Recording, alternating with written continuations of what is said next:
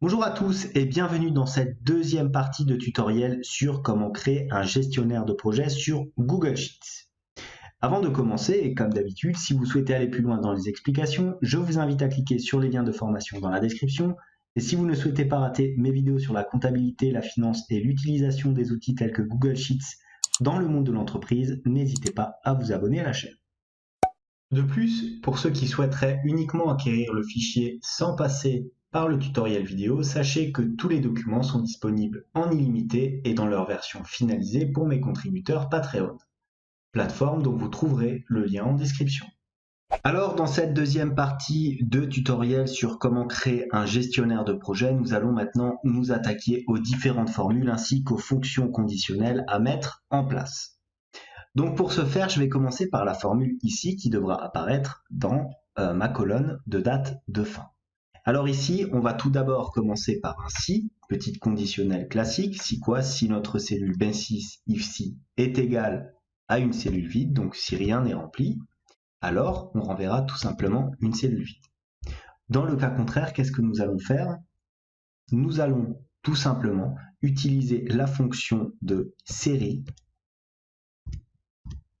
Série quoi? Jour, ouvrez ici. Qu'est-ce que je vais sélectionner? Alors plusieurs paramètres sont à prendre en compte. Le premier, ça va être la date de départ et le deuxième paramètre à prendre en compte va être la durée qui s'exprime en jours. Donc on y va, on va sélectionner. Il s'agira donc de notre cellule B6 ici. On n'oublie pas le point virgule et notre cellule ici, C6. On ferme la parenthèse, on la ferme combien de fois? On la ferme 2 fois, il me semble, ouais, c'est ça. Et on appuie sur Entrée. Voilà, on a donc notre date de fin qui se calcule automatiquement. Alors, forcément, c'est le mardi 4 janvier. Pourquoi? Tout simplement parce qu'on calcule les jours ouvrés et on ne calcule pas seulement les jours calendaires. En effet, le dimanche n'est pas compris dans la durée des 2 jours. Une fois qu'on a fait ça, on peut naturellement faire un petit CTRL-C et copier notre cellule dans l'ensemble des cellules correspondantes. Alors voilà, on aura date de fin qui va donc apparaître ici à chaque fois. Il faudrait donc rajouter les différents éléments. Je vais plutôt d'ailleurs changer, je vais mettre au lieu de A6, je vais mettre B6. Voilà, regardez pourquoi, parce que comme ça au moins on n'aura rien d'inscrit là-dedans. Voilà, CTRL V, hop. Et si par contre j'écris une nouvelle date, par exemple je démarre le 04-01-2022, ma formule apparaît, si j'ajoute un jour, regardez, je passe donc à mercredi. Voilà, une fois qu'on a fait cette formule, on peut directement attaquer à la formule qui va nous calculer automatiquement la date de lancement de notre projet. Donc pour ce faire, il faudra calculer la date maximale de fin, donc la dernière date au niveau de toutes nos tâches, et rajouter naturellement un jour, puisque vous n'allez pas lancer votre projet le dernier jour des travaux. Donc pour ce faire, là encore, nous allons utiliser la formule série jour ouvré.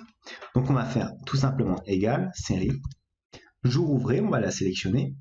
Comme tout à l'heure, on a deux arguments entrés, donc une date et un nombre de jours.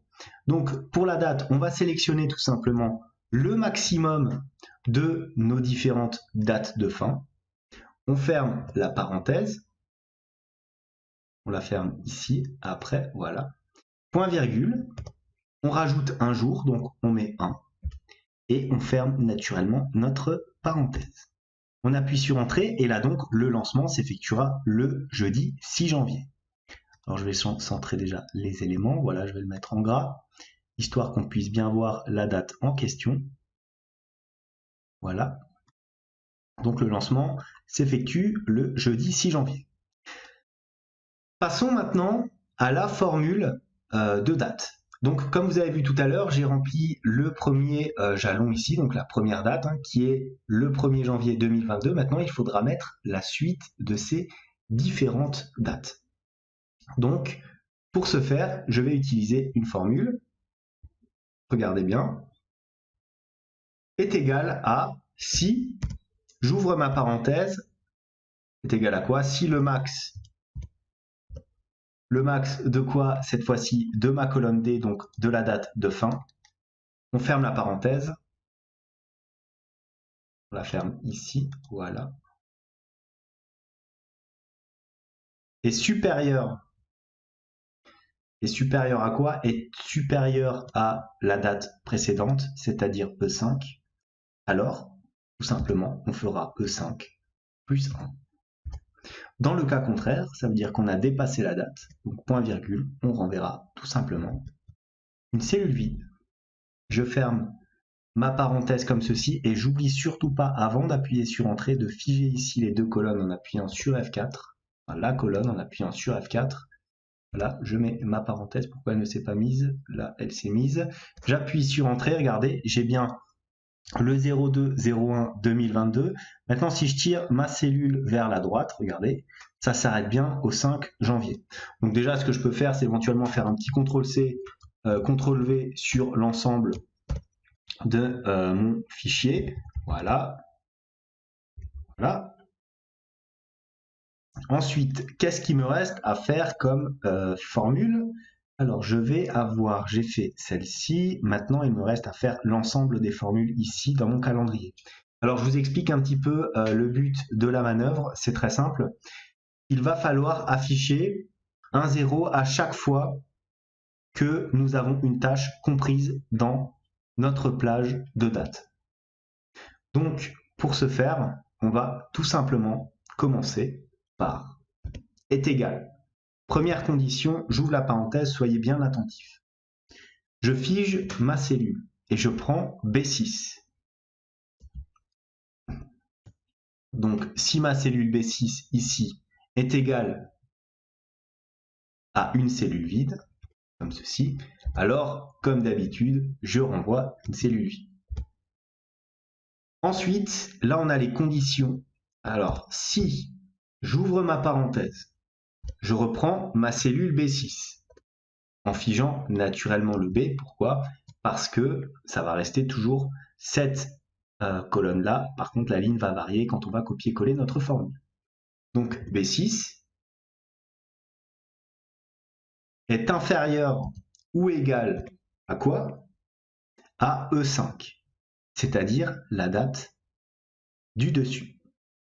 Attention, là par contre, il va falloir figer la ligne et pas la colonne, donc je vais placer $1 entre le E et le 5, voilà, comme ceci, est inférieur à E5, point virgule. Deuxième condition, si, quelque part, la réciproque, si D6, donc la date de fin cette fois-ci, et naturellement, là encore, on va figer notre colonne, donc si D6, attendez, je vais plutôt le mettre en majuscule, comme ça la compréhension sera plus facile, voilà, D6 est supérieur cette fois-ci, ou égal à E5, ici, pareil, vous figez tout simplement le 5 comme ça, voilà.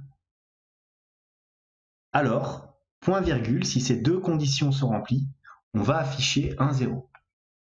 Si ça n'est pas le cas, on va renvoyer une cellule vide, et pour clôturer la deuxième conditionnelle que nous avons ouvert, point virgule, on envoie encore une cellule vide et on ferme. Alors si je ne me trompe pas, deux fois la parenthèse, j'appuie sur Entrée, je me retrouve avec 0 ici au 1, c'est normal parce qu'on démarre le projet au 0.